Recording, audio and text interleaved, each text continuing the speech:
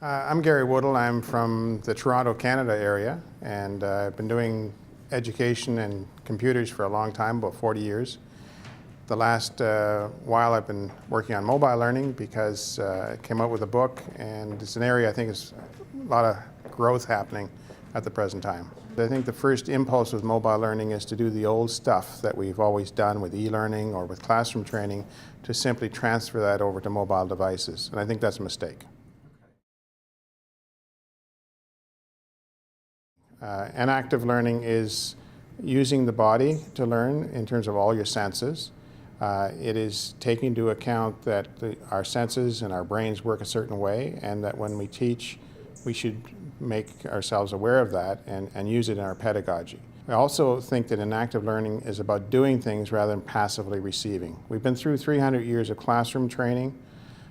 Classroom metaphor is about immobilizing people into their seats, paying attention to the teacher, doing what they're told, having a standardized curriculum. What mobile learning does is it reverses that. It mobilizes them, gets them away from a classroom setting. Although somebody asked me, can we use mobile phones in a classroom? And I said, yeah, that's sort of like using your car radio only when the car is parked in the garage.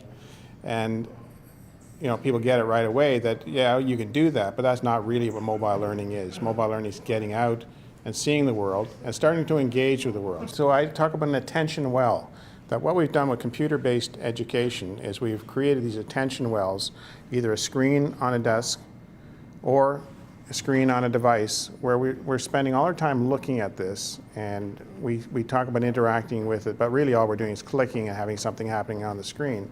And the rest of the world around us is going by and we're not paying attention to it. I think the next part of the revolution is to start re-engaging the learners with the real world. Get out and see what it is. Start using the mobile devices to document what they're finding. So it's a way of, it's a research tool. They can actually collect data. They can take pictures. They can send that all back to a central location, or they can put it somewhere that can be shared with other people. So now we start looking at collaborative uses. And you can easily have a research project where you had many different learners at different locations, all maybe asking the same question, but getting different perspectives from where they are. One is we have the expert who knows everything, and stands in front of the room, talks, everybody takes notes, all that kind of thing. Or we have the opposite of it. We say, let's have user-generated content. Let's have everybody jump in with their conversation, with what they want to say, and everything goes.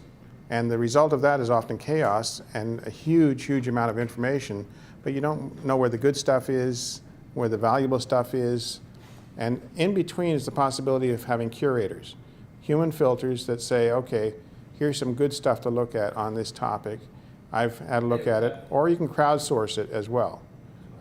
So either way, you need ways of getting opinion in there so that this content is not just floating out there, but has some tags that tells us, yeah, that's what it's about, and it's valuable for this.